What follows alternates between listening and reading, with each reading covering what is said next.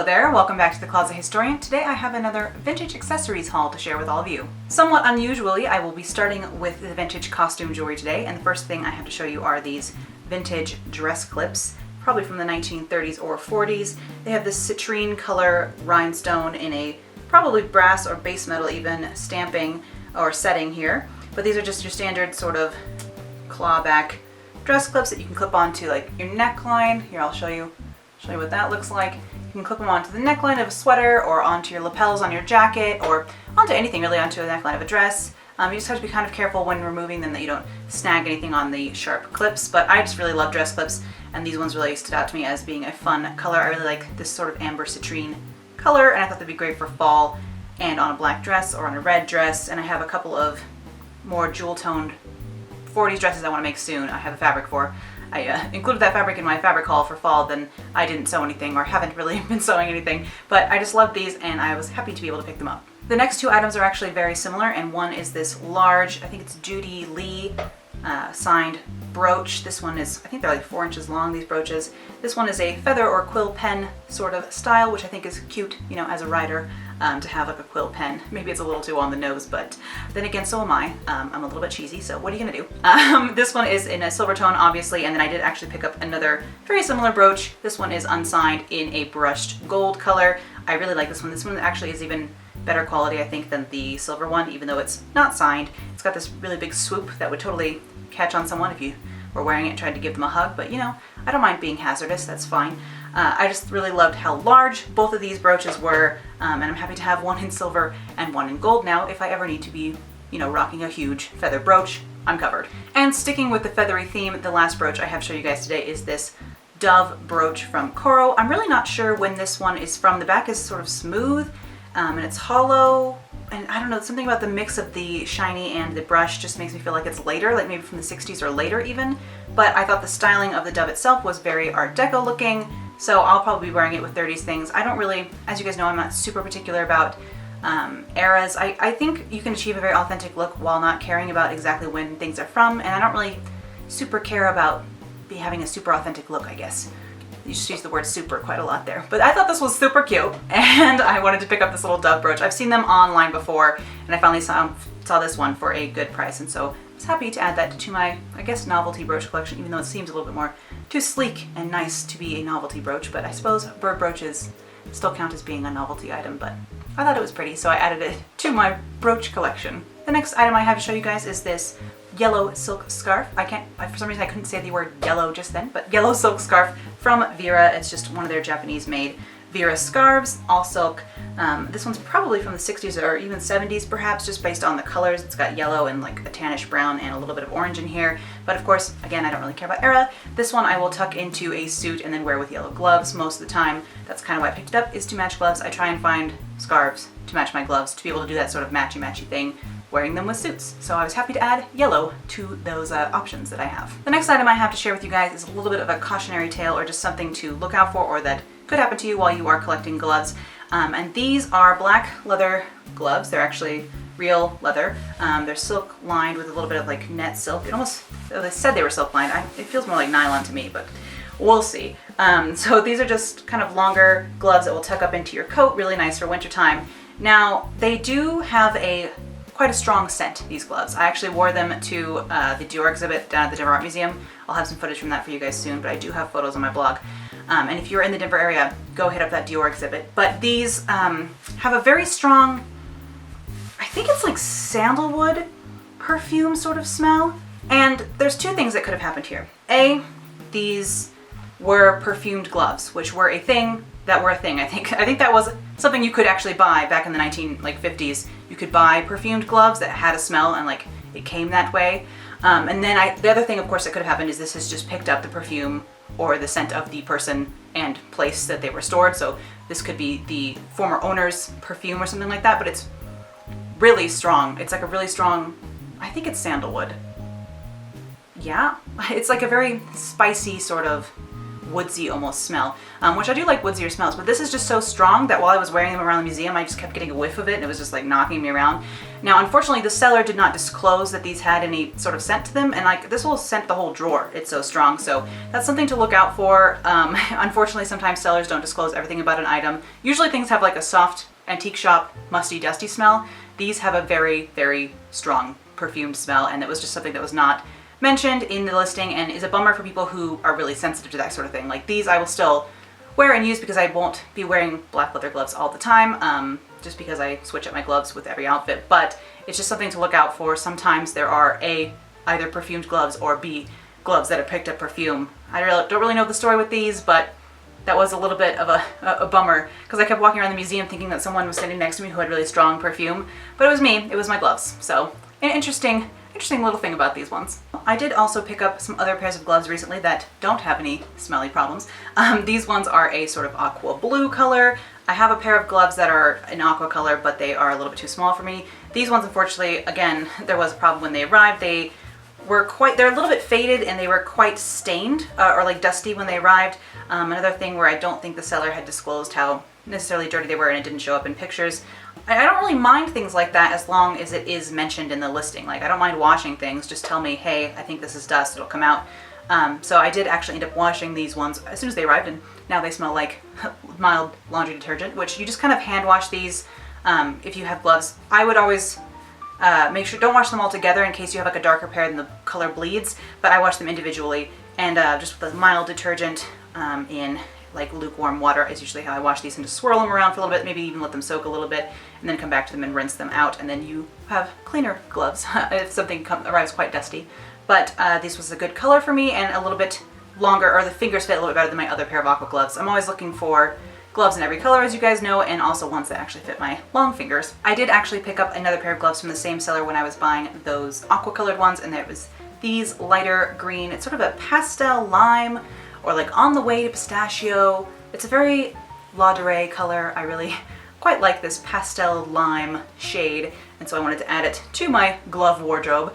I'm always looking to expand, as you guys know, and so this was just another color I added recently. The last pair of gloves I picked up recently were these sort of tawny brown color, sort of mushroomy. I guess they're more of a mushroom, sort of medium brown kind of shade, darker tan. I don't really know what to call this color. Again, it's sort of mushroomy or stone tan or something. I don't really know. But another good neutral to pair it with 1950s things. I think this would look great with like black dresses or coats, things like that, and has just a little bit more detailing than I'm used to finding, so that's always nice. I like finding ones with a little bit of something.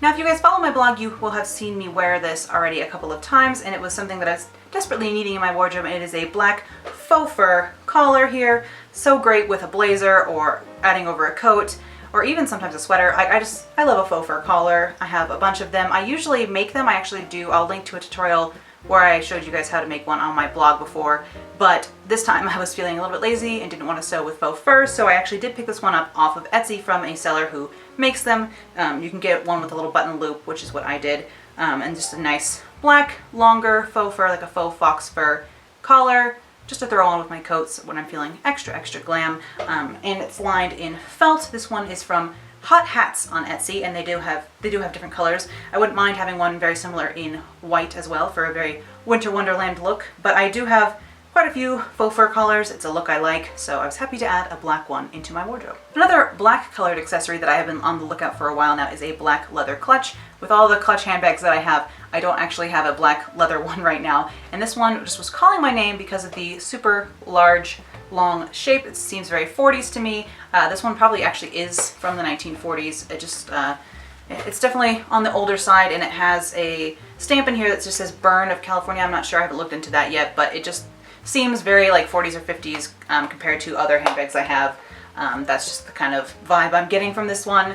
I do have another black a faux leather patent leather clutch that is from the 80s, and you can really see the difference, basically is what I'm trying to say. This one is a stamped black leather. It's not actually crocodile or reptile skin, which is what it's made to look like it is, but I think it's just stamped leather. This item did need a little bit of TLC when it arrived. There were some edges that were kind of worn away, there's some like sticky residue on the back that I was able to get most of that off. So it did need a little bit of help when it arrived. One of the actually sides of this was splitting apart, and I actually just put some glue inside and put like a little alligator clip on it and let that dry so that it stuck back together. That was on this side. So it's, you know, it's showing its age a little bit, but that's okay. I'm happy to have an actual vintage piece whenever I can get my hands on one for a steal. This one was a little bit more expensive than I normally pay for a clutch. I think this one was like $45 or something like that, but it's such a classic piece that I knew I was going to be able to wear all the time. And again, if you've been on my blog, I think I wore it in 2 posts in a row, so I am wearing it a lot already, and so clearly it was worth the investment to finally have a black leather style clutch. And then another clutch I have to show you guys today is this navy blue cord clutch with a huge lucite pull on it. This thing is so awesome, and it's definitely part of the reason I got this one. This was only $25, which is a pretty good price for a nicer cord clutch, but it is a little bit dirty, a little bit dingy if you look up close, which I'm not sure if you can wash these in any way. So it's maybe something I will look into, whether you can wash these cord clutches, because it's just a metal zipper and then like rayon cord, I assume. So it's possible I can get some of this dust off of here. I'm sure it's been sitting in someone's closet a long time, but it's just got a zipper on the top and then the original pull, which is really nice because this pull is like practically a freaking bangle or something. It's huge. So I actually bought this because I already, close watchers will know I already have a navy blue cord clutch. Not that that's ever stopped me from buying duplicates of things before, but I actually got this one because I bought a pair of navy blue shoes that are more of a dusty navy color, and my other navy blue cord clutch is much more of a rich saturated navy blue, and this one is more of a desaturated dustier navy, so I wanted something to match my shoes. And yes, I am that picky and particular about these sort of things, and I always love an excuse to buy another clutch, so here we are. And indeed, here are the navy pumps I was just talking about that I bought that clutch to match. You can kind of see they're similar sort of kind of, I don't know, more muted navy color to one another. But I've been on the hunt for navy, like a classic navy pump like this for so long, and I can never find them. Like, they always are a pointed toe and a stiletto heel, and neither of those things really work for vintage styling. I was looking for something that looked more 1940s, and these are the closest thing I've been able to find yet. They are from a brand called Soft, S-O-F-F-T, apparently, which they were established in 1927, so, you know, they were making shoes for a long time. But they are like a comfort brand or a comfort shoe, so that's just a bonus. Honestly, I wasn't really looking for a super comfortable shoe. I was just looking for a freaking navy blue pump that wasn't really modern, and this is really only thing I was able to find out on the market right now. None of the repro brands are making a basic navy pump. I don't know why that is. Please get on that. People like Bait, Remix, Royal Vintage. Hit me with, even Chelsea Crew. Somebody make me basic navy shoes, and until then I will be wearing my modern soft pumps that I have just recently found. I do have to spray these still because they are a very smooth suede, and if I take them out in the winter, I'm afraid they're going to turn into salty, sad shoes very soon. So I'm gonna spray these and then finally have navy blue pumps, and it even gave me an excuse to buy another clutch. So we all know how I love clutch shopping, so dangerous. The last item I have to show you guys today are actually a repro item, and they are these Theta pumps from American Duchess's most recent line. They're these gorgeous pointed toe, like Edwardian to 1920s style shoes. I bought them to go with 1920s day wear, really. I needed a shoe for day for the 20s. I do have another American Duchess shoe that's more of a evening shoe, and so I was happy to pick up a sort of day wear companion to those other pumps I have. These are just really gorgeous, beautiful quality shoes, again, from American Duchess. You guys know how I love American Duchess and Royal Vintage shoes, and these certainly live up to the other pairs I have from them. These are, I was actually just even surprised just how the quality of these, just how amazing they are and how much they feel just like antique shoes from this period. I've worked with shoes in collections, historic costume collections before, and these just feel exactly like the antique shoes, only just wide enough and like less cracked for a modern foot, but they just feel so similar. Like if this was smaller, obviously I'm a size 10, so I have gargantuan situation going on, and these don't do anything to hide the size of your foot if you are a larger size, because they're of course a shorter heel and the pointed toe. So I do have I can't hide my large feet in these, but they are just so beautiful that it's totally worth the non-minimizingness of them all. But the like thicker leather sole, all the detailing on these, the stitching, the curved heel, everything is just so super beautiful about these shoes, and I'm super happy I picked them up. Happy to have a 1920s day shoe in my wardrobe now. If the 1920s or deco periods are something you are interested in, definitely check out the Edwardian selection on American Duchess shoes, as well as the 20s shoes over on Royal Vintage, because the Edwardian shoes I think you can really push into the 20s no problem. A lot of the shoes styles stayed similar through those decades, so I think you're good to go there, and we all know how much I love these brands, there's no surprise. Another item I picked up recently is this sweater. Actually, this is a cashmere sweater. I think in my last vlog I talked about the sweater a little bit. You saw me getting it in the mail.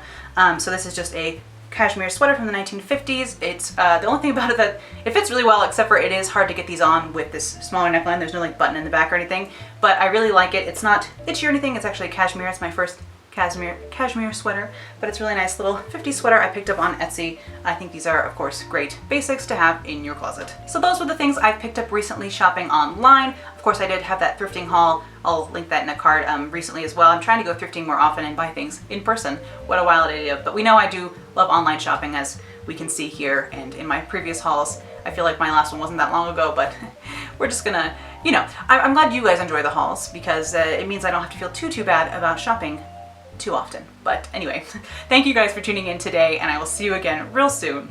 Bye. The last time I have... Okay.